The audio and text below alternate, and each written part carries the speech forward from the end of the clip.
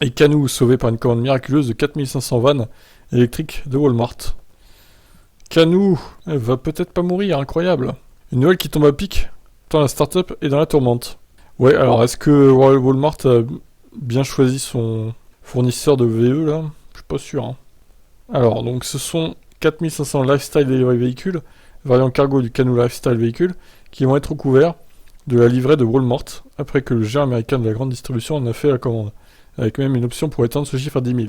Il lui faudra cependant être patient, puisque la production du véhicule ne commencera qu'au 4e trimestre 2022. Ouais, au moins. Au mieux, quoi. Comptant 3800 magasins, Walmart s'en servira ensuite pour des livraisons des commandes faites en ligne.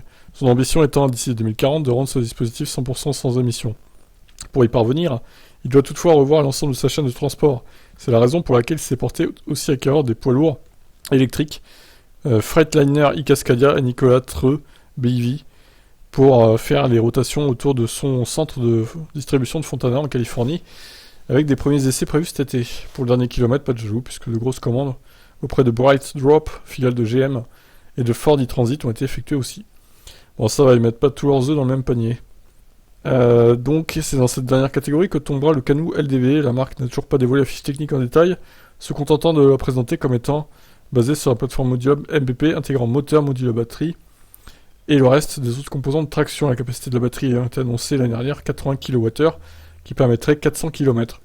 Le volume de chargement, 3,4 m3, ce qui en ferait le plus petit véhicule de la flotte Walmart. Il trouvera donc son utilité dans la livraison porte à porte à grande fréquence de petits éléments, comme des courses ou des colis de taille réduite. Pour Canoo, cette énorme commande est un soulagement total, puisque couverte de dettes, l'entreprise se pose encore des questions sur son futur en mai dernier.